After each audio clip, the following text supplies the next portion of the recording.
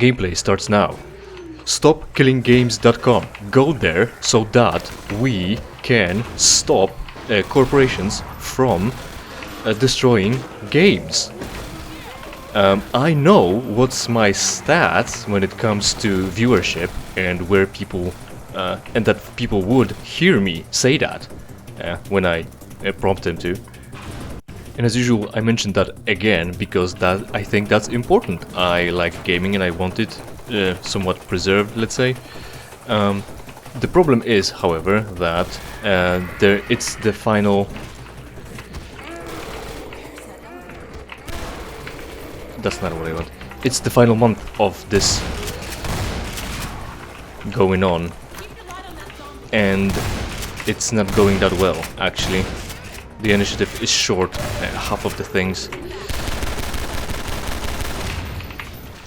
What's taking so long?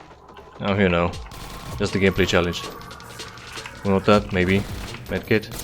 We'll end up taking it. Oh well. I don't want that.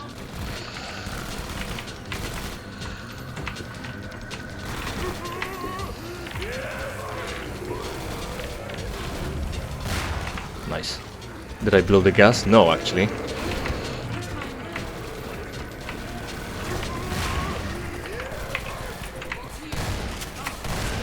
Oh, it's already done? That was easy.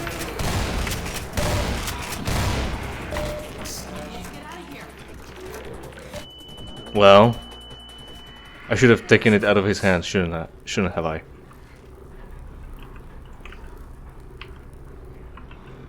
It was actually pretty far. That went quickly. And it was on hard too. I hope it's still light out. Fuck. I think I got him. That was just to show off. Thank God, it's still day. Let's get out of here. Oh God, no. No, it's locked. I can't believe this. If only I had a gravity gun to pull it off. Up there! Or maybe a shotgun. Hello? Can you let us out of here? Hello? We could bring his attention to us by Yes. firing a firearm, which is horribly fucking loud. Maybe that would... Way to get this open? I do. We need to find the valve thing, crank, and crank it open.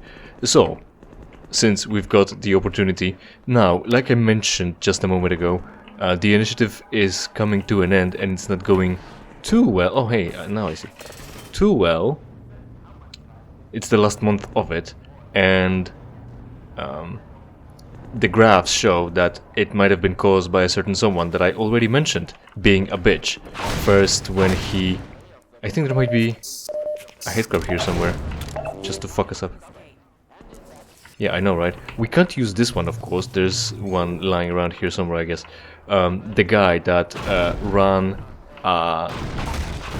World of Warcraft raid with his mage that was supposed to save lives in permadeath mode, and he failed, and of course he didn't take the blame. And then he raved. Fit in here. I wonder if it's still around here somewhere. Yes, it is. I've got it. Look at it. Then he raved about how EVE Online fucked him over because his sector now brought money, and so people wanted that sector, and that forced him to defend it, and that's just too much work. So there it goes. Oh hey, look, George W. Bush, Broken off. I wonder if it's still around somewhere. making the world safe from terrorism. How on the nose. And other things also, Russian posters, and in English, because yeah, sure, you can mix and match. It doesn't matter. People are getting relocated from all over the place just to make them, you know, divide and conquer, just like in Rome. However, so why only English and Russian? Why not French too, or Indian, whatever, Hindu? Yeah, whatever, Yiddish too. See if the crank still works. Yeah, it works. You can crank it. I've got things to say. No, she won't. He Crank that thing. ruined... Hey, fuck you off. Don't treat me like I'm a manual laborer. Let's get to the train yard before the citadel blows. Right. So we lead the way. You take the first bullet. Yes.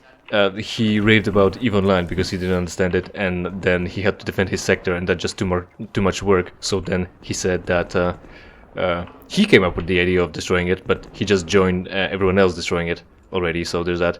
The community has a specific emote about him, telling him to fuck off. His name is Jason, as we all know, not the second name that he really, really, really likes.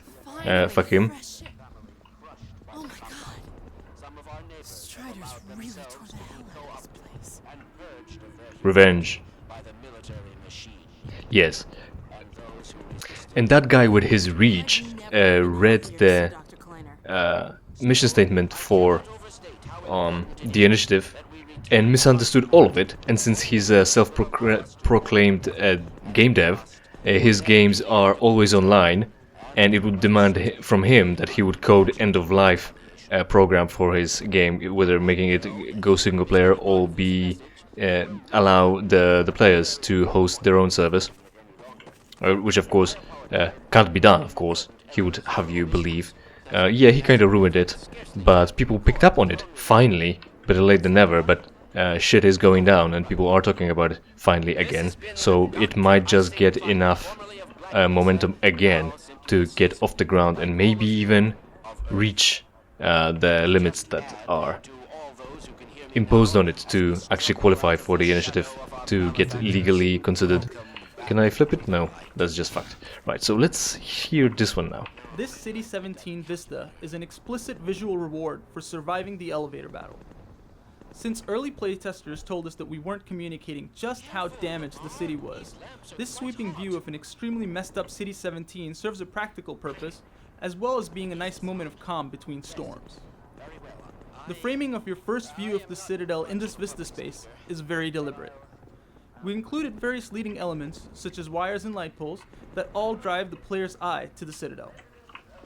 Right, and what's important too, you should know, since World War II, because of World War II, how destroyed cities were after bombardment. But look at this. It's just, well, like 4-story, 4 condemnations, whatever, just a few floors of the buildings, and the only larger creation structure is the wall of the Combine, and then the Citadel, of course, but everything is fucking raised. Like, look, the wall is the tallest thing, and there's absolutely nothing sticking out, making you think that there is a rest of the city somewhere. That's the destruction, that's the level of destruction that could actually happen. We've seen that happen already, we lived it. Well, I haven't, but World War II did happen. One thing we try to do when we're integrating storytelling and gameplay, something that's become a hallmark of ours, is to include non-linear bits of narrative, things that action-oriented players don't have to sit through, but that are available to players who want to learn more about the background of the story. Kleiner's broadcasts on the public address monitors are a good example of this method. Apart from the strong visual image of Dr. Kleiner replacing his former boss on the giant screens, his speech conveys a lot of dense information about the state of the world and how things have changed due to the events of Half-Life 2. We settled on this particular location for the Kleiner cast as one of the few logical places where players can watch in peace or move on to the next encounter. It's essentially a footnote embedded in the world, which makes this a footnote on a footnote. And talking about, this speech lasts for a while, so if you really want to hear it, it's also in the menu, in the main menu of the game when you get into Half-Life 2 Episode 1 section, and he goes over the entire thing. So if you really want to hear it, let me know, and I'll just post the clip of the entire speech. Other than that, back in the day I complained that my PC is crashing for no apparent real reason, it just soft locks and then does that. And also I mentioned that the PC I can put it in hibernation, in sleep mode, and then get back, well, go to sleep, but the computer will just wake up on its own. And I googled for some solutions, and it turns out that it was my keyboard. My keyboard was, for some reason, randomly sending some fucking signals that woke the computers up. So I've got that figured out. And also, not only that, but with that, it seems like my computer stopped soft locking as well. I don't know if that's connected, or, you know, the issue just came up on its own and disappeared on its own. But, well, I've got both of them solved, or got solved. So at least there's that. What about this one? Later in the level, there's a Combine gunner protected behind some metal plates. Man, just that's like the one spoilers. blocking the player's way here. We place them here as a training tool to remind players that the gravity gun can grab and detach these things. Ah, yes. Well, now we're moving further away from the elements of the story. Oh. That could have us remember it. However, we just fought... Yeah, probably us. We just had that stealing grenades off of zombies, combis. So maybe we still have it in mind. I'm not sure, but you know, reminding them, that's fine, I guess. Also, it's gonna be relevant with the sniper, as you said, or at least an emplacement. So, since I've got my PC issues resolved, I can also tell you a little bit about Pokemon. I'm sure you're dying to know. So, I'm done with the Joltik box, as they call it, Joltik. Oh yeah, that's a bit far, but I can use my sniper weapon. Regular ass semi-automatic fucking pistol. Dead. Not big surprise. All thanks to that fucking comp. Get a bit farther before they notice us again. You'd think they'd be gone too. They already broke the citadel, sent the signal maybe, or hoping to. Now they just need to leave. Are they set here to leave slowly so they can pick up the stragglers? That is to say, kill the citizens? Right. Repelling soldiers presented a difficult training problem, because we found it's tough to focus the player's attention upward. This entire alley was carefully designed to ensure that the player would see the descending soldiers. First, we framed the soldiers with a straight line of buildings. Then we had them run across the rooftops so they were starkly silhouetted against the sky before they dropped down in front of the lightly colored buildings. Finally, we added a distinctive sound to the repelling action so that the players would recognize it later in the game. I'm training for all two of the senses. It's not like it's giving you any haptics feedback. Maybe in VR eventually, and not that I would know any of it. Right. Oh hey, SMG, the gun that we never really need, since we already have a shotgun, and we've got the thing here that we can set someone on fire with. Right. So the Joltik box, right? I finished playing my testing set with it, my sample, and I cheated a little bit in the sense that I technically I was supposed to be playing only 50 games as opposed to 100, but I played like 51, 52 to improve the score, so I did, and it ended up being just as good as any other deck. So again, maybe nothing will ever help me. Maybe they're just not that good, and maybe anything I can make is good enough as well. I still haven't made any quote modern unquote. Oh, I got him too. Oh, now we have to clog up the burrows. Yeah, you can just shoot them, that's fine. Shoot them with the regular option. Right there. Hey, how far can you reach? Oh, there's another barrel. Oh, and the combine. Oh, hey, sniper rifle. No, sniper pistol.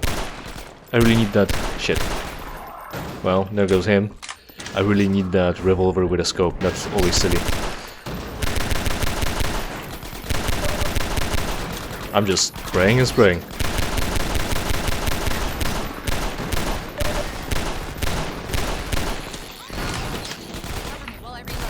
Cover you? I'm in the open like a dumbass. Did I get him? Nope. I get him this time. Right. Still, yeah, all the way over there. But it's all the way over there. Who would care about a future so far away? There was one box here. I already broke one. I guess, maybe. So, Bubble? Character AI is all about putting on a good show. As we neared the end of production, we were still unhappy with the way that Alex handled herself in combat. The most common thing she did was run backwards while shooting at the enemies. It was fairly realistic, but kind of boring. So we added crouching and aiming at the last minute, and though it didn't really change her combat effectiveness in any functional way, it made her a whole lot more fun to watch. And this is a really good example of how these relatively minor presentation and behavior changes can often have a really major impact on entertainment value. I mean, crouching is fine because it presents a smaller target, but the problem is she's carrying a pistol, so she still has her arms stretched out and not resting against anything. If they actually programmed her to like take a cover, or like actually come to any object to sort of maybe look like she's trying to rest her her arms against something that would improve her accuracy, and maybe again, not necessarily changing anything in her actual accuracy mathematically for the game coding, but it would be more convincing, I guess. Good thing that she's still not dead. That's a good thing.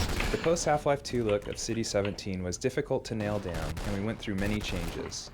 We wanted to establish several things, primarily that this was a different part of the same city with a slightly different atmosphere, and that it had been severely damaged. This street was a test bed for a lot of our visual design work. First, we built an intact city street, then we beat up certain buildings. In some cases, removing them entirely so that more destruction was visible in the distance.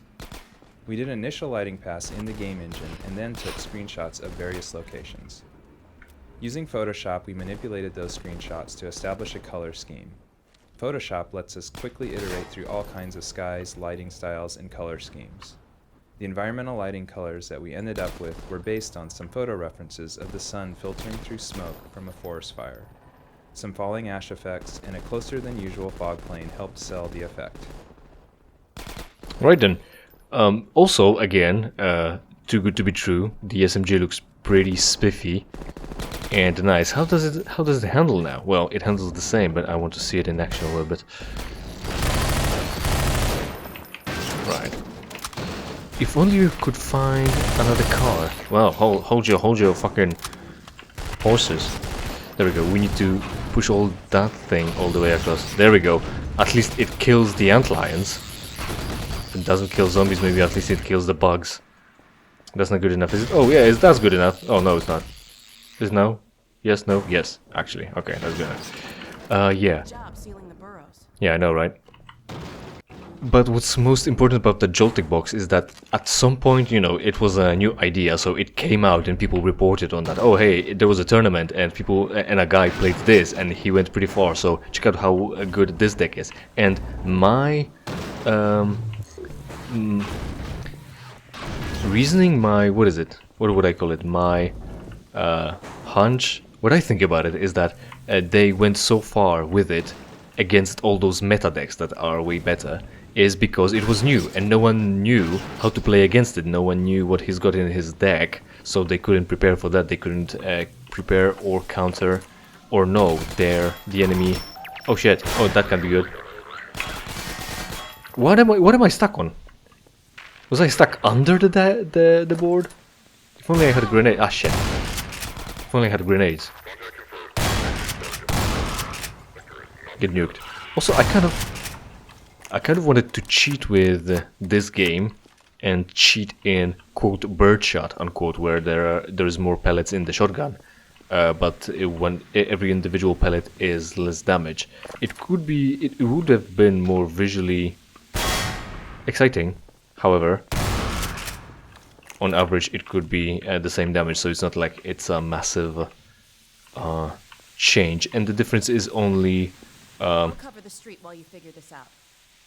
a line of code rather than a whole mod, so that would be easy. Maybe for the next episode, just for fun, maybe I'll remember about that. So what's in this bubble? Trip mine traps are great, but they were sort of hard to justify given the total chaos of City 17. I know, right? Even though we couldn't use trip mines a lot, they made sense in this interrupted ambush scene. Okay.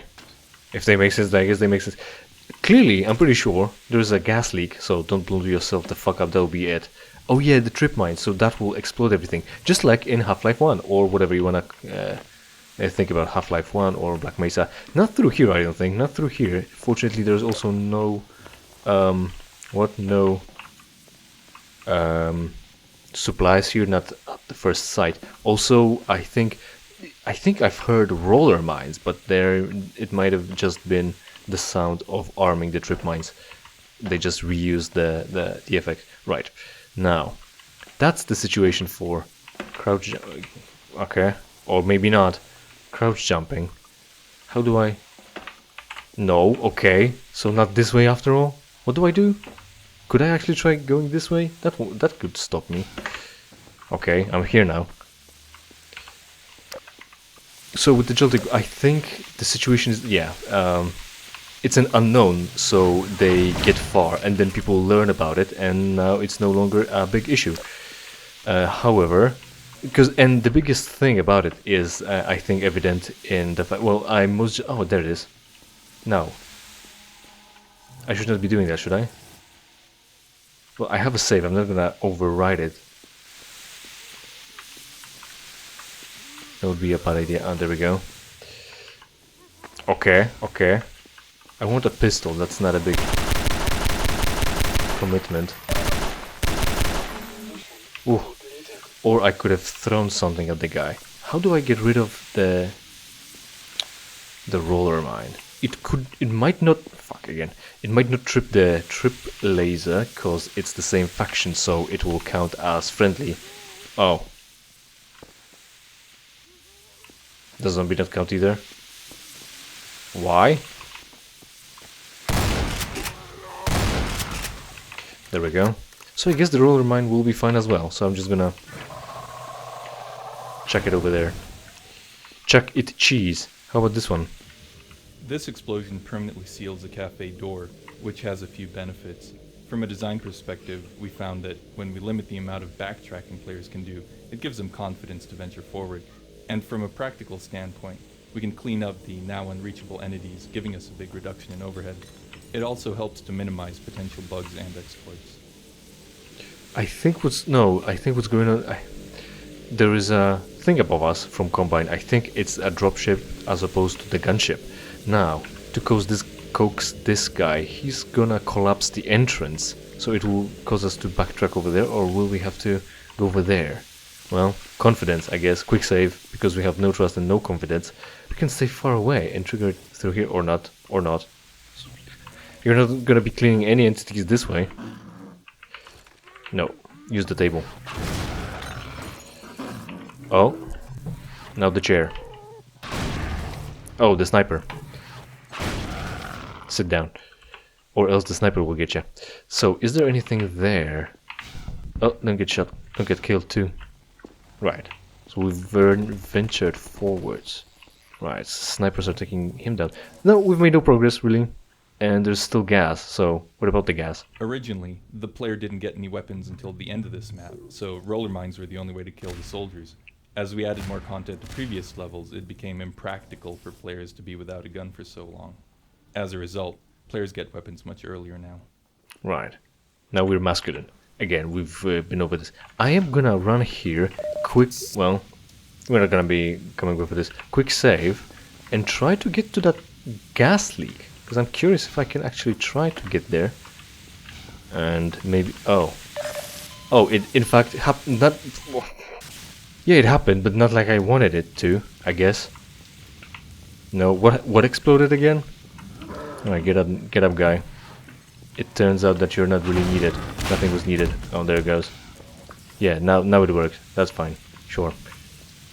Also, I was killed just by the hot thing. So, it just... What the fuck happened? Oh, this way.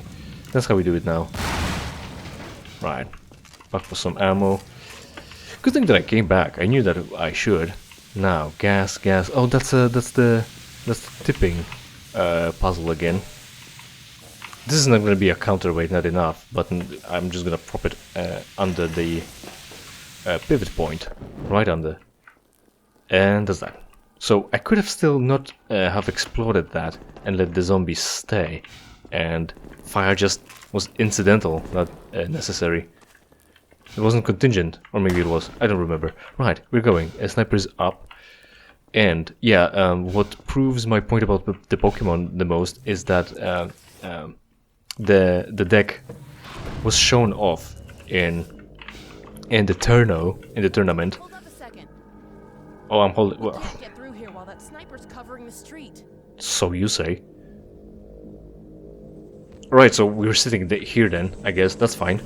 I wasn't going anywhere. How far is there to the next cover? Just across, I guess. Yeah, it's that easy. Oh, roller mine. What do I do? Oh, that's the idea. Alex, here, fix it. No, don't shoot it, hack it. I can hear you shoot it. It won't work. Oh, right, I'm supposed to hold it up for her, right? Now I'm gonna have to go back. If you shoot... Yeah, there we go. Fuck. It was going so well.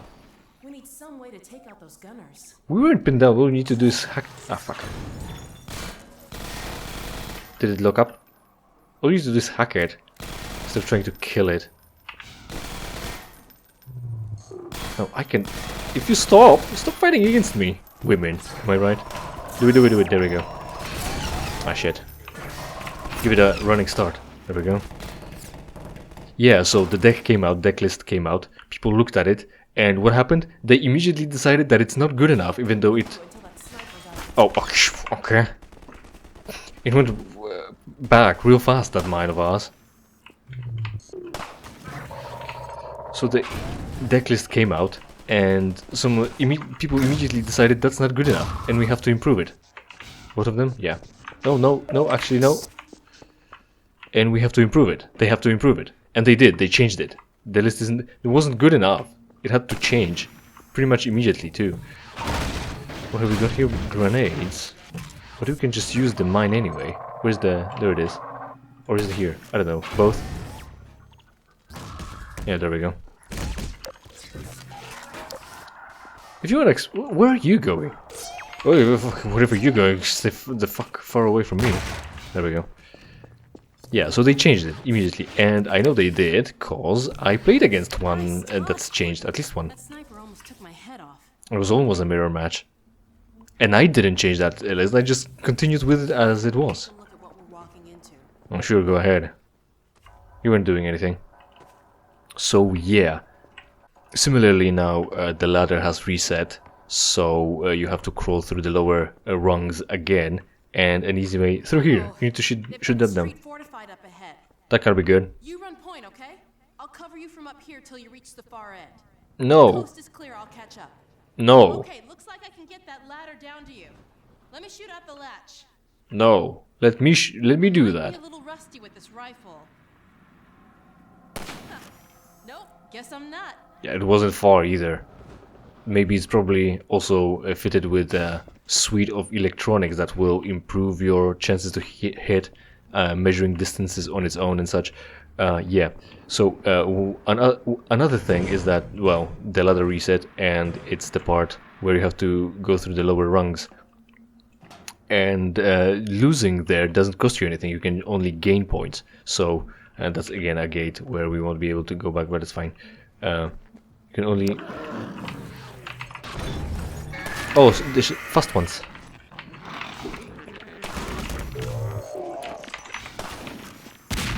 Alright, you can go fuck yourself with the grenade. Don't aim it at me, Alex. I mean, how many of them have you got there? Right, plain enough, I guess. So now, introduction to Alex, helping you using the sniper rifle. Tables have turned. Now you associate the laser with a positive thing as opposed to the negative enemy of the combine.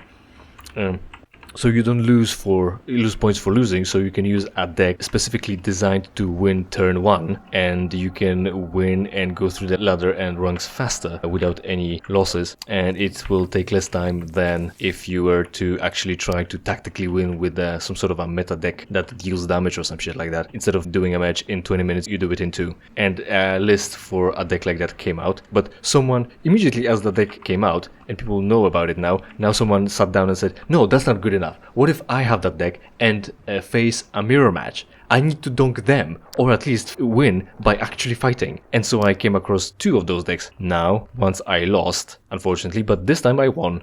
The guy just kept drawing and ended up not having cards to draw at the end, so he lost by deck out, but he gave up just before that. I was winning on prizes too. I was actually killing his Pokemons. But what's most important is that these guys missed the point. This deck was not supposed to be improved in case you have to face a mirror match. This deck is supposed to win the game turn 1, and then you move on. If you're not winning, you're wasting time. Last note, and that would be it for today. Thanks for watching, hopefully you enjoyed, and hopefully we will see each other in something I play for you for free. In the meantime, of course, interact with this video and every other video on my channel, preferably by watching and sharing it with your friends. Check out the RGB rave around the like and subscribe button, and if you don't like the content, take it out on Jason. One of the primary design goals of Episode 1 was to convey the sense that Alex and the player are a team. This sniper sequence provides an opportunity for Alex to offer combat support in a cool new way. It also gives the player a chance to watch zombies get sniped up close and from various angles. Yeah, and also somewhere they're gonna talk about, maybe in the previous game already they talked about Half-Life 2. They talked about how the sniper rifle is something cool, a candy that the player can't get, and the player is still not getting it here. I don't know if they'll talk about it later, or previously, but that happened. So, see you next time.